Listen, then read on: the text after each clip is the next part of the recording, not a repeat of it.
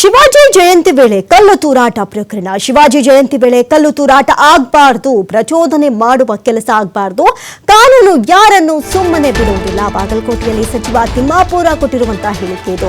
ಪ್ರಚೋದನಾತ್ಮಕ ಭಾಷಣ ಮಾಡಿ ರಾಜಕೀಯಕ್ಕೆ ಬಳಸಿಕೊಳ್ಳಬಾರದು. ಮಸೀದಿಯಂತೆ 2 ಕಲ್ಲು ಬಂದಿದೆ, 8 ಜನರನ್ನ ಬಂಧಿಸಲಾಗಿದೆ. ಗಲಭೆಯಲ್ಲಿ ಏನಾಗಿದೆ ಅಂತ ವಿವರಣೆ ಪಡಿತಾ ಇದ್ದೀವಿ. ಬಾಗಲಕೋಟೆಯಲ್ಲಿ ಸಚಿವ ತಿಮ್ಮಾಪುರ ಕೊಟ್ಟಿರುವಂತಹ ಹೇಳಿಕೆ ನೋಡಿ. ಎಷ್ಟರ ಮಟ್ಟಿಗೆ ಒಂದು ಜಯಂತಿ ಹೋಗ್ತಾ ಇದ್ದಂತಹ ಸಂದರ್ಭದಲ್ಲಿ, ಮೆರವಣಿಗೆ ಸಾಗ್ತಾ ಇದ್ದಂತಹ ಸಂದರ್ಭದಲ್ಲಿ ಕಲ್ಲು ತೂರಾಟ ಪ್ರಕರಣಗಳು ನಡೀತಾನೇ ಬರ್ತಾ ಇದೆ. ಒಂದಲ್ಲ ಒಂದು ಕಡೆ ಇಂಥ ಪ್ರಕರಣಗಳು ಇದ್ದೇ ಇದೆ.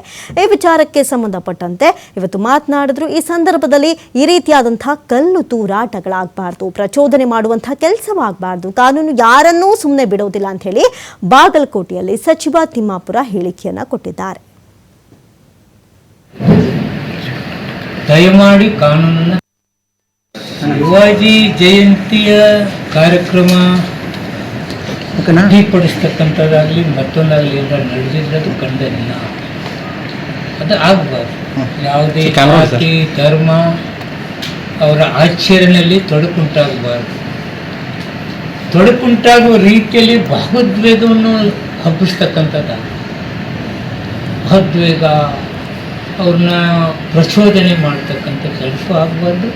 ಪ್ರಚೋದನೆಗೊಂಡು ವಿಧ್ವಂಸ ಕೃತ್ಯಕ್ಕೂ ತೊಡಗಬಾರ್ದು. ನಾನು ಬಾಗಲಕೋಟೆಯ ಎಲ್ಲ ಜನತೆ ಧರ್ಮ ಜಾತಿಯೊಳಗೆ ವಿನಂತಿ ಮಾಡ್ತೀನಿ, ದಯಮಾಡಿ ಕಾನೂನನ್ನು ಕೈಗೆತ್ತಿಕೊಳ್ಳಿ. ನಮ್ಮ ಭಾವನೆ, ನಮ್ಮ ಸರ್ಕಾರದ ಭಾವನೆ ಯಾರಿಗೂ ಧಕ್ಕೆ ಆಗಬಾರದು, ಯಾರಿಗೂ ನೋವು ಆಗಬಾರದು. ಈ ಪ್ರಚೋದನೆಗೊಳಗೊಂಡವ್ರಿಗೆ ನಾವು ಯಾವುದೇ ಕಾರಣಕ್ಕೂ ಪ್ರಚೋದನೆ ಮಾಡೋರನ್ನ, ಪ್ರಚೋದನೆಯಿಂದ ನಡೀತಕ್ಕಂಥ ಕೃತ್ಯಗಳನ್ನ ಖಂಡಿಸೋದ್ರ ಜೊತೆಗೆ ಕಾನೂನು ಯಾರನ್ನೂ ಸುಮ್ಮನೆ ಬಿಡೋದಿಲ್ಲ. ಜಿಲ್ಲಾ ಆಡಳಿತ ಇವತ್ತು ಬಲಿಷ್ಠವಾಗಿದೆ, ಅಂಥದಕ್ಕೆ ಅವಕಾಶ ಕೊಡೋದಿಲ್ಲ.